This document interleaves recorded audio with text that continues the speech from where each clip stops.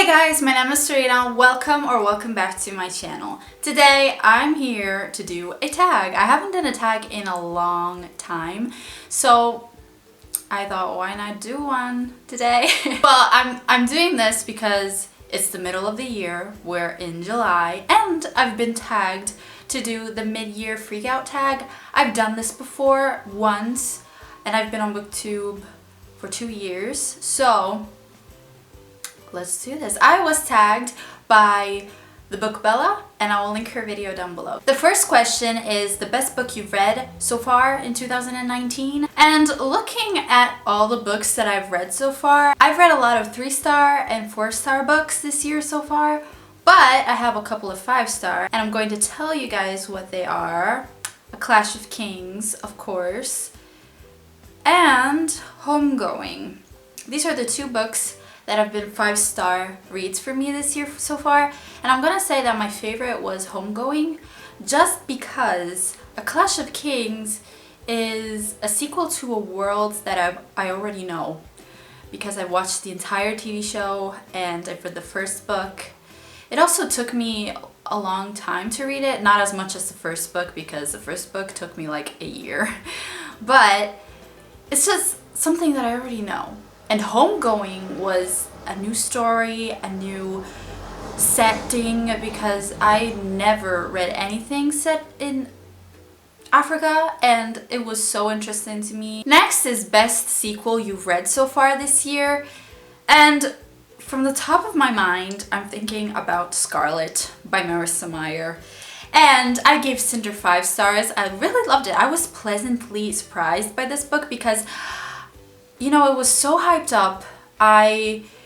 It took me way too long to start this series, but when I read it, I really enjoyed it. So I was so excited to read the second book. I did. It wasn't 5 stars, 4.5 almost, because there was insta-love. In my opinion, there was a little bit of insta-love, so I didn't give it a full 5 stars. But it definitely is my favorite sequel of the year, I think, other than, of course, Clash of Kings. I haven't read a lot of sequels either. I've read only 3. Number 3 is a new release you haven't read yet, but want to. And the first book that comes into my mind is On the Come Up by Angie Thomas. Did it come out this year? I think it came out in January. If I'm wrong, I'm sorry, but I have not read it. It's a new release, and I really want to read it. So hopefully this summer. Number 4 is most anticipated release for the second half of the year. I don't know. I have no idea.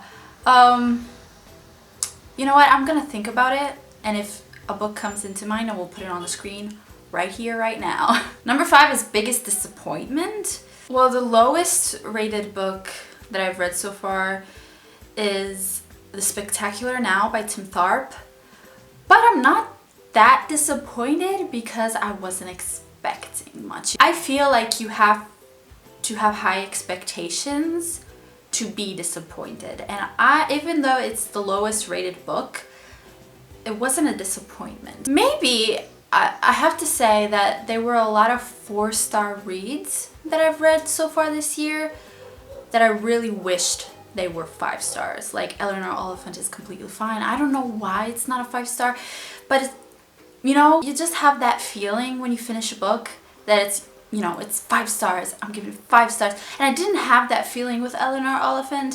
Same with The Vegetarian and The Mountains Echoed. They were all amazing books in my opinion, but they were not 5 stars, you know? They were not my next favorite. Number 6 is biggest surprise. The biggest surprise, honestly, has been Twilight.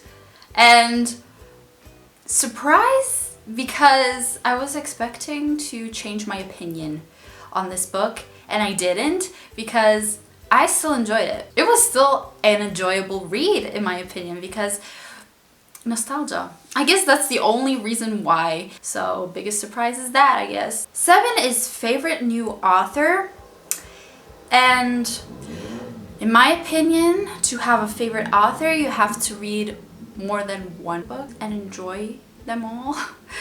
Because if you read one book and you enjoy it, I don't feel like saying that's my new favorite author, you know. I've read Homegoing, I love the book. I've only read this book by her. I've read Eleanor Oliphant, it's completely fine. I enjoyed that book. But I want to read more. And The Mountains Echoed, I already really enjoyed other two of his books. And I guess he's a favorite author, but he's not a new favorite author because I have read other of his books. So I don't have an answer to this question. Number 8 is newest fictional crush. And number 9 is newest favorite character. I usually do not get fictional crushes. I don't know why. But I have to say that I really enjoy Captain Thorne in Scarlet. He's funny. So I'm gonna say him. Number 10 is book that made you cry. Persepolis has made me tear up because it was emotional at one point and I teared up. Maybe And the Mountains Echoed. But yeah, I usually do not cry while reading, but I do get emotional, I tear up, and these are the books that made me tear up this year so far. Number 11 is book that made you happy. Twilight. That made me happy. I laughed so much in my vlog. If you watched it, I was laughing out loud. 12 is most beautiful book you've bought so far this year or received. I received these two books from my cousin, Radio Silence and Daisy Jones and the Six. These are two beautiful books that I received this year. The only two books that I've received this year so far, and they're very beautiful. So yeah. Number 13 is what books do you need to read before the end of the year? And let me just go get my list of books that I really wanted to read in 2019. Okay, here they are. Books to read. Vicious. Salt to the Sea, I've started that one. Carry On. The Mime Order. The Lunar Chronicles, I want to finish that. And the Percy Jackson and the Olympians series. The Remnant Chronicles. The Seven Husbands of Evelyn Hugo. And Little Fires Everywhere. Plus, just to mention, this is my July TBR, so I really want to read these ones. There are a lot of books that I really want to read this year, and hopefully I get to read a lot of them. Hopefully I get to read these ones because it's a goal of mine. I'll see you guys in my next video, hopefully soon. Bye!